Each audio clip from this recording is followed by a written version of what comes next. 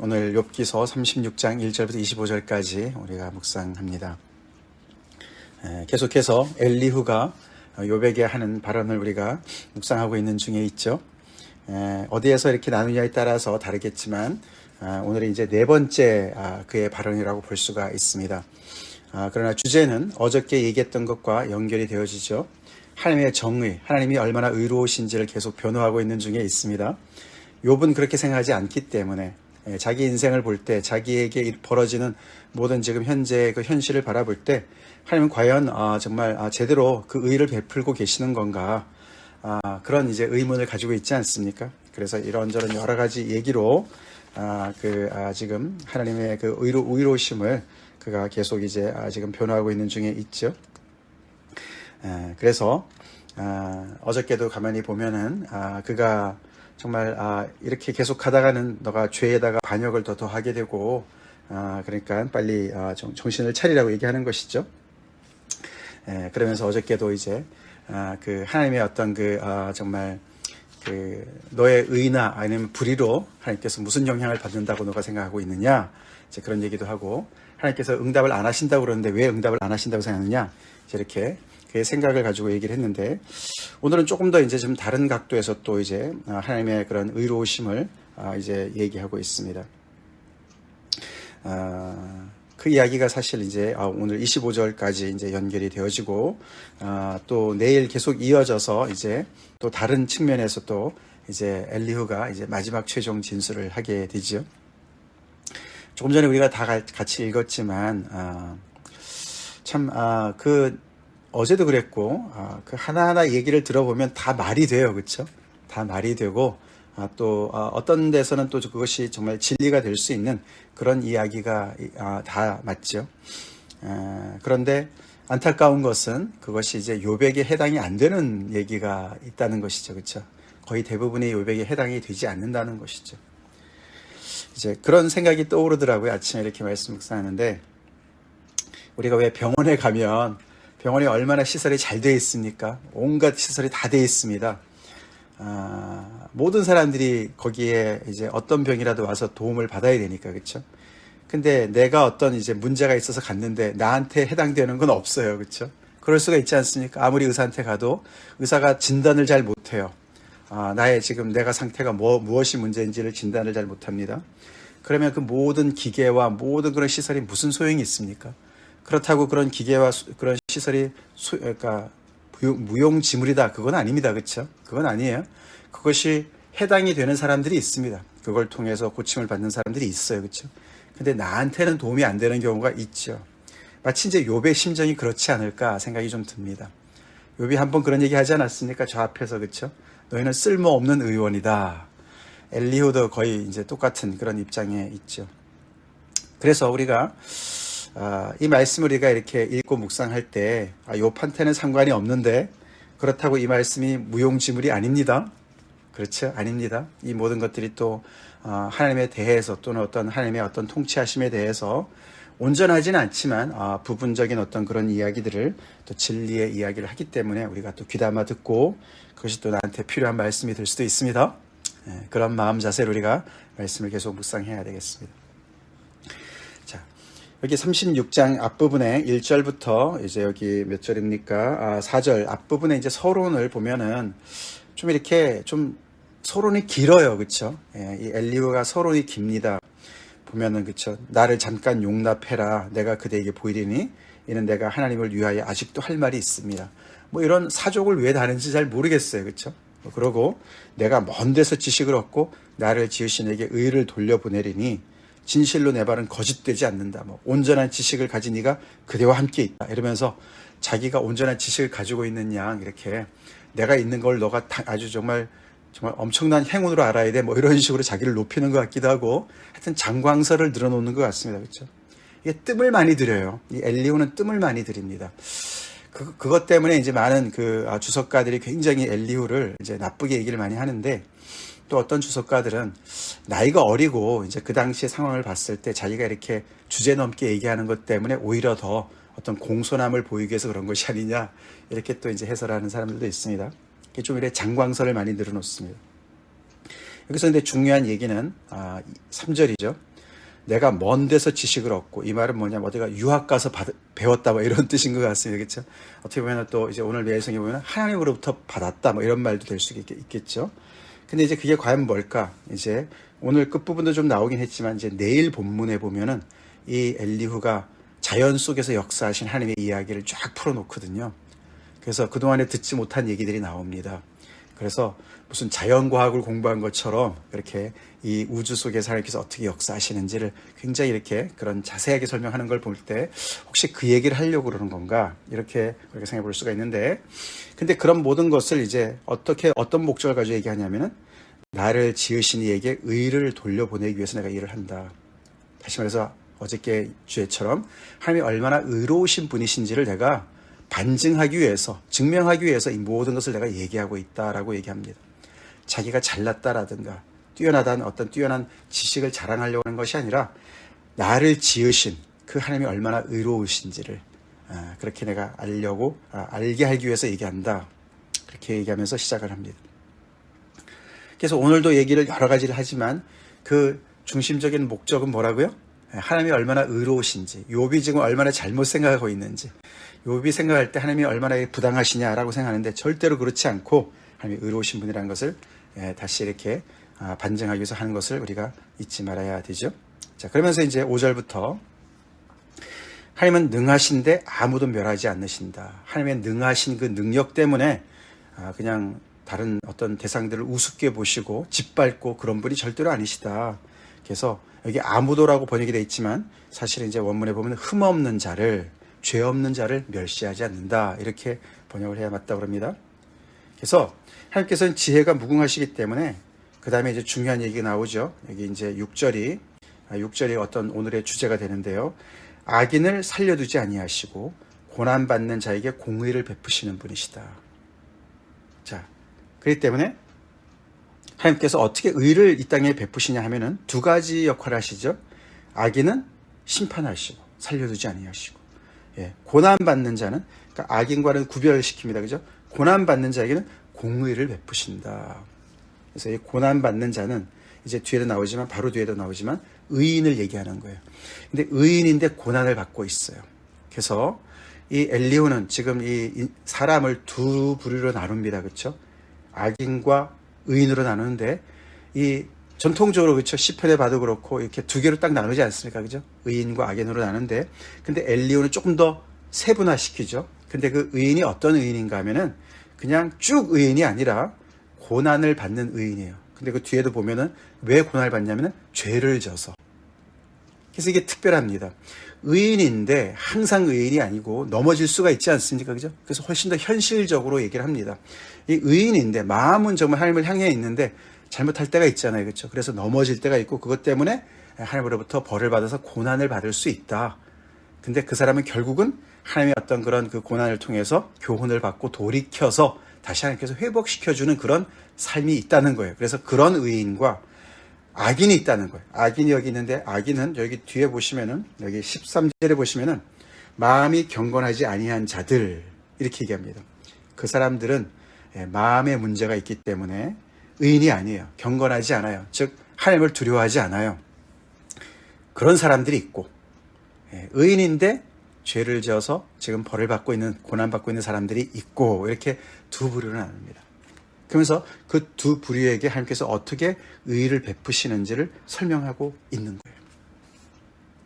그러면서 이제 이제 7절부터 이 고난받는 의인에 대한 이야기가 12절까지 나옵니다. 그 사람들을 어떻게 하나님께서 대하시냐, 어떻게 의를 베푸시냐, 어떻게 공의를 베푸시냐 얘기하는데, 자, 그의 눈이, 하나님의 눈을 의인에게서 떼지 아니하신다는 거예요. 그가 고난을 받고 있어도 하나님께 계속 그를 향해서 주목해서 보고 계시고, 그를 왕들과 함께 왕좌에 앉히사, 그를 의인을 보시면서 그에게 어떻게 보면 축복을 주신다는 것이죠. 그래서 높은 자리에 앉히시고 영원토록 존귀하게 그를 세우신다는 거예요. 그게 하나님께서 의인을 향해서 갚으시는 일을 하신다는 거죠. 그런데 혹시 그들이, 의인이 족쇄에 매이거나 환난줄에 얽혔으면, 왜 얽히겠습니까? 왜 이런 왕좌에 앉을 만한 그런 높은 지위에 있는 사람이 왜 족쇄를 차고 환난줄에 매이겠습니까? 뭔가를 잘못했으니까 그렇다는 거죠. 그래서 그런 경우가 되면은 하나님께서 어떻게 하시냐면은 그들의 소행과 악행과 교만한 행위를 알게 하실 거다는 거죠. 깨닫게 하신다는 거예요. 그래서 10절 특별히 보시면은 그들의 귀를 열어 교훈을 듣게 하시며, 그래서 하나님께서 그 넘어진 의인에게 귀를 열어서 교훈을 듣게 하신다고 얘기합니다. 그래서 하나님께서 명하여서 죄악에서 돌이키게 하신다. 그래서 이 엘리후는 하나님을 굉장히 아주 훌륭한 교사로 표현을 합니다. 그게 엘리후의 특징이에요. 하나님께서는 이렇게 멀리 계시는 분이 아니시고 우리에게 가까이 계셔서 우리를 교훈하시는 분으로 오늘 얘기를 많이 합니다. 뒤에도 한 번 더 나와요. 그 말이 틀린 말 아닙니다. 그렇죠? 그러시죠? 하나님께서 그러시죠? 예, 그래서 많은 부분이 맞습니다. 자, 그래서 죄악에서 돌이키게 하시나니, 자, 그렇게 이제 애를 쓰시는 하나님께서, 자, 근데 11절과 12절에, 자, 그렇게 했을 때 이제 이 고난받는 의인에게 두 가지 초이스가 생기는 거예요. 11절, 만일 그들이 순종할 때, 그 다음 12절은 그들이 순종하지 않을 때, 예, 이 고난받는 의인이 두 가지 선택이 있는데, 11절은 순종할 때의 선택이고 12절은 불순종할 때의 선택이라는 것이죠. 11절은 뭡니까? 순종할 때면 하나님께서 그들에게 형통한 날과 즐거운 해를 주실 것이다. 다시 회복시켜 주실 것이다. 그것이 하나님께서 고난받는 자, 의로운 자에게 베푸시는 공의다. 많은 경우에 있어서 맞는 말씀이에요. 그렇죠? 우리도 경험해 본 바일 수가 있습니다. 근데 12절, 그런데 만일 그들이 순종하지 아니하면, 예, 의인임이라도 순종하지 아니할 수 있다고 얘기합니다. 그죠? 굉장히 현실적이고 사실적이죠. 아니하면 칼에 망하며 지식 없이 죽을 것이라. 지식 없이 죽는다. 자식 없이가 아니라 지식 없이. 그래서 이 엘리후는 말이죠, 이게 지식 없이 죽는 게 가장 최악의 죽음을 얘기하는 거예요. 예. 왜 죽는지도 모르고 이유도 모르고 하나님의 교훈을 받지 않아서 깨닫지 못하고 짐승과 같이 죽는다, 그런 말을 하는 거죠. 그러니까 그것이 고난받는 의인의 두 가지 선택이라는 것이죠. 순종할 때와 순종하지 않을 때. 물론 이 얘기하는 것은 뭐죠? 그냥 원론적인 것을 지금 얘기하는 것이 아니라, 그죠? 욥 보고 들으라는 말이죠. 그죠? 들으란 말이에요. 너는 고난받는 의인이라고 너가 얘기하는데, 너 이렇게 이런 과정을 통해서 빨리 하나님의 교훈을 잘 듣고 깨닫고 돌이켜서 하나님께서 너에게 이런 형통한 날과 즐거운 해를 주실 수 있도록 뭐라 그러죠? 순종해. 그 말이죠. 돌이켜서 순종해. 그 말을 지금 넌지시 하고 있는 거죠. 자, 그러면서 아까 우리가 읽었지만 13절에 그런데 악인도 있다라는 것이죠. 너가 누군지를 잘 살펴봐라. 마음이 경건하지 아니한 악인들은 결국은 분노를 쌓고 있고, 하나님이 속박할지라도 하나님께서 이렇게 정말 많은 그런 여러 가지 어려움을 통해서 그를 이렇게 옥죄는데도 불구하고 하나님께 도움을 구하지 않는다. 너 혹시 그런 거 아니야? 그렇게 얘기하는 것이죠.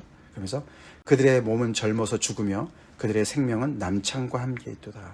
이게 남창이라는 것은 남자창기라는 거 아닙니까? 그래서 그 이방 신전에서 섬기는 그런 자들인데, 이게 좀 갑자기 느닷없이 나온 단어라고 얘기해요. 그래서 그게 어떤 그 원어를 잘 보면 그것이 천사들의 손에 이렇게 해서 어떤 그 하나님의 어떤 벌을, 하나님의 그런 처벌을 시행한 어떤 천사들이라고 표현하는 것이 더 자연스럽다고 얘기하는데, 하여튼 간에 그래서 그의 생명이 그들의 손에 있다. 그들을 멸하는 그들의 손에 있다라고 표현을 하는 것이죠. 자, 그래서 이렇게 분노를 쌓고 하나님에게 도움을 요청하지 않고 계속 이러다 보면은 결국은 요절할 것이다. 젊어서 죽을 것이다.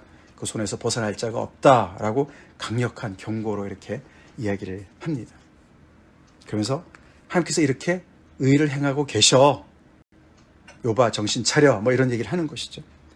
그래서 여기 15절에 하나님은 곤고한 자를 그 곤고에서 구원하시며 학대당할 즈음에 그의 귀를 여신다. 다시 한번 그의 귀를 여신다.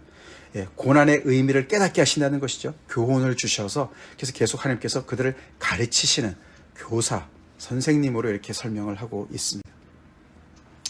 예, 곤고한 자 똑같은 얘기죠. 예, 아까 고난받는 자. 그러니까 하나님께서 그들을 곤고에서 구원하실 때가 있고 학대당할 쯤에 그의 귀를 여시는데, 자, 그러면서 16절부터 이제 드디어 욥한테 직접 얘기를 하기 시작합니다. 16절. 그러므로 하나님이 그대를, 욥을, 이게 사실 젊은 이 엘리후가 나이 좀 더 많은 욥한테 얘기하는 거기 때문에 세번역 같은 경우에 보시면은 존칭을 써요. 욥 어르신 이렇게 번역을 했더라고요. 이제 그게 더 맞는 표현일 수도 있습니다. 그래서 이게 그대라고 표현합니다. 그러므로 하나님이 그대를 환란에서 이끌어내사 좁지 않고 넉넉한 곳으로 옮기려 하신다. 아니면 하셨다. 자, 하나님께서는 공고한 자를 이렇게 구원하시려고 그러시고 학대 당할 쯤에 귀를 여셔서 깨닫게 하셔서 이렇게 구원하려고 당신에게 바로 그래서 환란에서 이끌어내시고 좁지 않고 넉넉한 곳으로 옮기려고 하셨는데, 그래서 결국 그렇게 하신다면 그대의 상에는 기름진 것이 놓일 것인데, 17절. 근데 지금 당신은 악인의 벌을 받아 그대에게 악인의 벌이 가득해 있고 심판과 정의가 그대를 지금 사로잡고 있다. 너는 지금 그 회개의 길에서 역행하고 있다라고 경고를 직접적으로 하고 있는 거예요. 하나님께서 충분히 이렇게 하실 수 있는데 당신은 귀를 막고 있고 듣지 않고 있고 하나님께서 구원하려고 하는 이런 모든 것에서 지금 계속해서 뻗당기고 있다. 그 말을 하고 있습니다. 그래서 당신 안에 이렇게 정말 그 악인의 벌이 지금 넘치고 있고 심판과 정의가 그대를 그냥 이렇게 옥죄고 있다. 자, 그러면서 그렇기 때문에 너가 지금 정신 차리면서 너가 하지 말아야 될 것을 하지 말아야 돼. 그러면서 뭘 하지 말라 그러면 그대는 분노하지 않도록 조심해라. 여기 분노라는 단어가 조롱이라는 단어가 연결되어집니다. 그래서 하나님의 이런 모든 이런 교훈을 주려고 하는 모든 징계, 이런 고난과 이런 곤고와 이런 모든 것들을 너가 조롱하지 마. 그것을 가지고 너가 이러쿵저러쿵 하나님 앞에 따지고 나는 잘못이 없네. 하나님께 막 영광을 돌리기 대신에 다른 짓을 하고 그러지 말라는 것이죠. 그래서 그렇게 하지 않고 조심하고, 또 너가 아무리 부자라 하더라도 너가 많은 뇌물이 그대를 그릇된 길로 가게 할 수가 있어. 너가 부자라는 그런 어떤 자긍심, 너는 지금 아닌데 다 말아먹었는데도 불구하고 여전히 너는 부자인 양 그렇게 너가 그런 근성을 가지고 그렇게 너가 다른 것을 의지해서 이 하나님의 어떤 이런 지금 이것을 벌을 벗어날 거라고 너가 생각하지 마. 이렇게 정말 아주 그냥 욥의 마음도 잘 모르고 그냥 이렇게 멋대로 이야기를 하고 있습니다. 더 억울하게 만들죠. 자, 그러면서 그대의 부르짖음이나 노력이나 그대의 능력, 무슨 능력, 하여튼 재력이든 뭐든 말이죠. 어찌 능히 그대가 곤고한 가운데서 그대를 유익하게 하겠느냐. 다른 그 어떤 것도 당신을 유익하게 할 수가 없다. 뭘 해야 된다는 것이죠? 하나님의 말씀에 귀를 기울이고, 그죠? 순종해서 돌이키는 길밖에 없다. 하나님 앞에 나가 해결을 받는다. 그 말은 맞는데 회개하라고 얘기하는 거겠죠? 회개 길밖에 없어. 그밖에 얘기하는. 많은 경우에는 진실입니다. 그죠? 진리입니다. 그렇죠? 근데 지금 욥에게는 해당이 안 되는 그런 정말 빚가번쩍한 의료 기계밖에 안 되는 것이죠. 그러면서 그대는 밤을 사모하지 말라. 인생들이 밤에 그들이 있는 곳에서 끌려가리라. 이 밤을, 여기서 밤이라는 것은 다른 것보다도 밤에 어떤 쉼을 얘기할 수도 있고, 또 아니면은 밤에 악을 치우치는, 그죠? 악에 더 이렇게 죄 짓는 어떤 그런 것을 얘기할 수가 있습니다. 그죠? 밝은 대낮에서는 감히 저지르지 못하는 것을 밤에 몰래 숨어서 이런 것으로 볼 수가 있는데, 욥을 이렇게 또 억울하게 지금 얘기하고 있어요. 너가 밤을 사모하지 말아라. 욥은 지금 밤이 너무 고통스러워요. 그렇죠? 잠도 못 자요. 그런데 그렇게 얘기하면서 삼가 악으로 치우치지 말라. 그대가 환난보다 이것을 택하였느니라. 이게 거의 이제 엘리후가 욥에게 직접 얘기하는 것의 거의 마지막 부분이에요. 그러면서 이제 여기 22절부터는 내일 나오는 이제 그런 자연에서 역사하신 하나님과 이제 연결하는 어떤 그런 도입부라고 볼 수가 있는데요.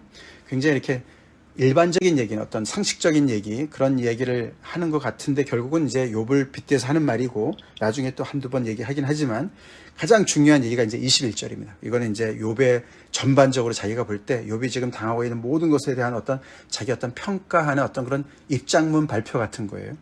근데 그게 번역이 조금, 우리가 가지고 있는 번역은 조금 어렵고 새 번역도 좀 무슨 말을 하는지 잘 모르겠더라고요. 근데 제가 참고하고 있는 어떤 주석에, 그 영어 주석에 보면은 그게 그런 뜻이에요. 악으로 치우치지 않도록 조심해라. 너가 바로 그것 때문에 지금 환난 가운데 하나님으로부터 시험받고 있다. 그렇게 번역하는 게 흐름이 맞습니다. 그러니까 지금 엘리후 눈에 볼 때는 너가 지금 이렇게 환난을 받고 있는 것이 너가 지금 지은 죄 때문에 지금 받고 있는데 너 그런 이유를 왜 모르고 계속해서 악에 치우치고 있느냐. 빨리 악에서 돌이켜야지. 거기서 계속 지금 눌러 앉아가지고 하나님 앞에 따지고 있고 하나님이 잘못했다 그러고 나는 잘못한 거 없다 그러고 이게 말이나 되냐. 하나님께서 이렇게 모든 인류를 다 정말 공정하게 또 의롭게 지금 이렇게 판단하시고 그들을 이끌어 가시는데 너는 왜 이렇게 계속해서 하나님 앞에 이런 정말 망언을 늘어놓고 있느냐, 뭐 이런 말을 하고 있는 거예요.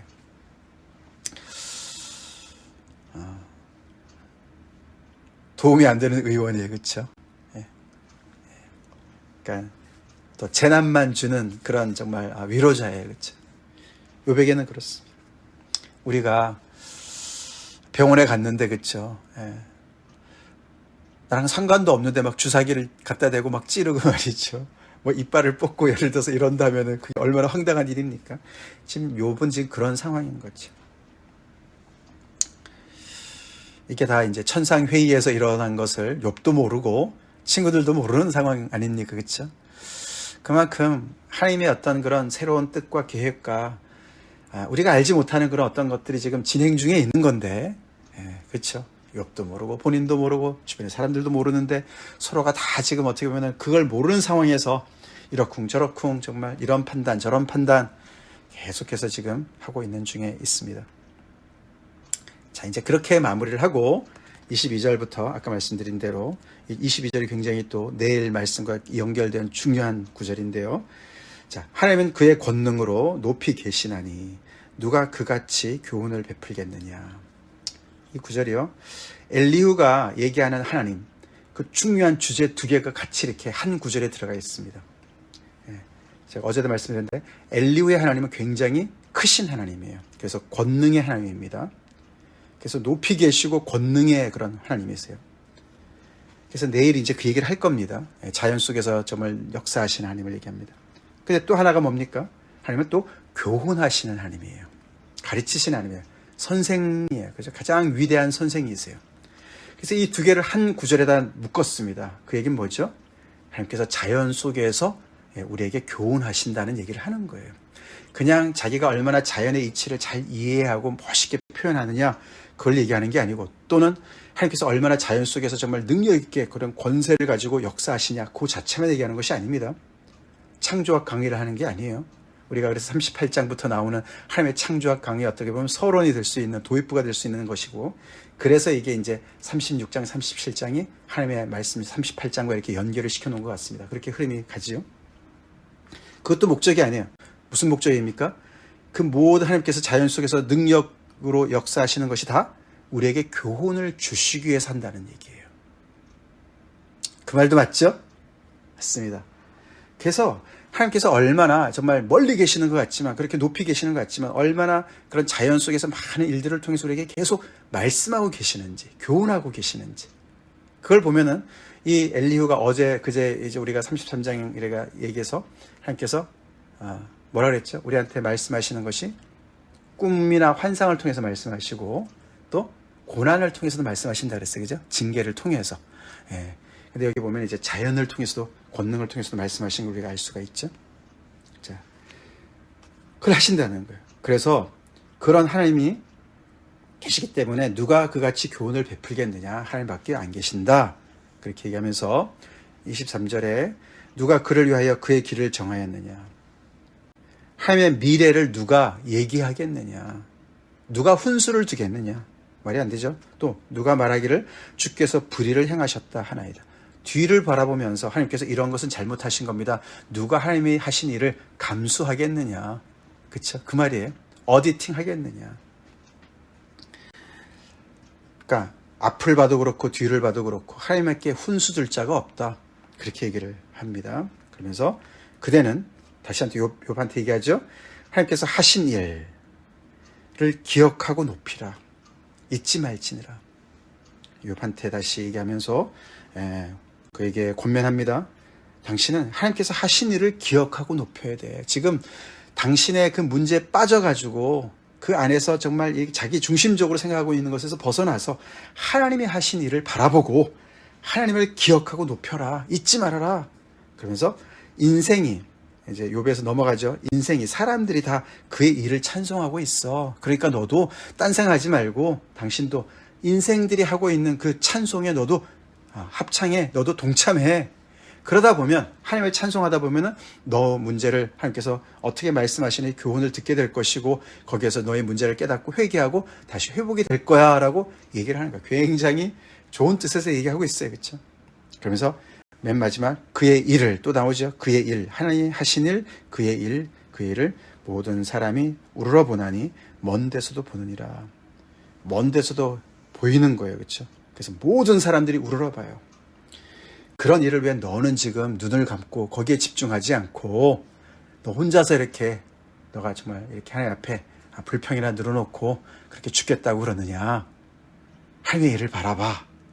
그러면서 이제 본격적으로 내일부터 이제 그 하나님의 일이라는 것을 자연 속에서 역사의 하나님의 일을 설파하기 시작합니다. 내용이 이렇게 진행이 됩니다. 아까 말씀드린 대로 내용 자체는 다 맞는 말이에요. 그렇죠? 우리한테 해당되는 말씀들이 많이 있습니다. 근데 욥한테는 지금 억울한 말이 되는 거죠. 그래서 우리가 정말 아무리 좋은 거라도 예수님께서도 그런 말씀하셨어요. 그죠? 조금 다른 맥락이긴 하지만 진주를 돼지에게 던지지 말라 그랬어요. 그렇죠? 그게 이제 맞는 게 아니기 때문에 진주가 돼지의 먹이가 아니지 않습니까? 그렇죠? 오히려 삼켰다가 목에 걸려서 돼지가 죽을 수도 있어요. 그러니까 우리가 좋은 거라고 다 그게 모든 사람들의 다 좋은 것이 아닐 수도 있는 것을 우리가 알면서 그렇죠? 그런 어떤 분별력이 참 중요한 것 같다. 근데 오늘 우리가 이런 말씀을 엘리후의 말씀 우리가 일반적으로 생각해 볼 때 또 우리 자신한테 해당되는 어떤 적용되는 말씀 우리가 생각해 볼 때 많은 교훈을 얻을 수가 있습니다. 그렇죠? 하나님은 의로우신 분이시죠. 또 우리는 정말 하나님께서 우리에게 또 이렇게 말씀해 주시는 걸 우리가 잘 귀담아 듣고 돌이켜야 될 것이 과연 있지 않나. 그래서 아까 제가 시작할 때 시편 139편을 말씀드렸습니다. 하나님이 나를 아신다. 그게 얼마나 위로가 됩니까? 그렇죠? 엘리후도 몰라요, 욥을. 그렇죠? 어떻게 압니까? 무슨 수로 압니까? 우리가 서로가 뭐 배우자라고 서로 압니까? 그렇죠? 어느 정도는 알지만 정확하게는 몰라요. 그렇죠? 그 마음을 알 수가 없어요. 그러나 하나님 우리를 아십니다. 우리의 앉고 일어섬을 아십니다. 우리를 살펴보시기 때문에 아시기도 하시지만 우리를 지으셨기 때문에 아십니다. 아멘. 그래서 우리의 문제를 정확하게 아시는 분은 하나님이시죠. 그래서 하나님은 우리를 능히 정확하게 그 부분을 고치실 수 있는 분이시죠. 애매한데 막 갔다가 막 칼을 대고 수술하고 이러지 않으시는 분이세요. 그렇죠? 뭐 잘랐는데 아니네 뭐 이런 분이 아니시란 말이죠. 아멘. 그래서 우리 하나님 앞에 나아갑시다. 같이 기도하겠습니다. 하나님 감사합니다. 오늘도 욥기 말씀을 통해서 특별히 엘리후의 또 이런 또 이야기를 통해서 우리가 많은 교훈을 또 받고 묵상합니다. 무엇보다도 하나님께서 이렇게 욥의 친구들처럼 여기 쑤시고 저기 쑤시는 그런 분이 아니라서 너무 감사합니다. 우리를 정확하게 아시는 하나님께서 우리와 함께 동행하시고 우리가 어디를 도망을 친다 하더라도 하나님께서 우리를 늘 따라오시며 우리의 빛 되시는 것을 인하여 감사드립니다. 그래서 우리가 우리의 문제 또한 하나님께서 정확하게 진단하시고 또 치료하실 수 있는 것을 저희가 믿습니다. 그래서 주님 앞에 늘 즐거이 나가는 저희가 되게 하시고 또 우리 주변에 어려운 분들 있을 때마다 우리가 또 그런 하나님께로 그들을 정말 아버지 나가라고 또 격려하며 같이 기도하며 또 세워주는 그런 정말 좋은 친구들이 되게 하여 주시옵소서. 예수님 이름 받들어 간절히 기도 올리옵나이다. 아멘.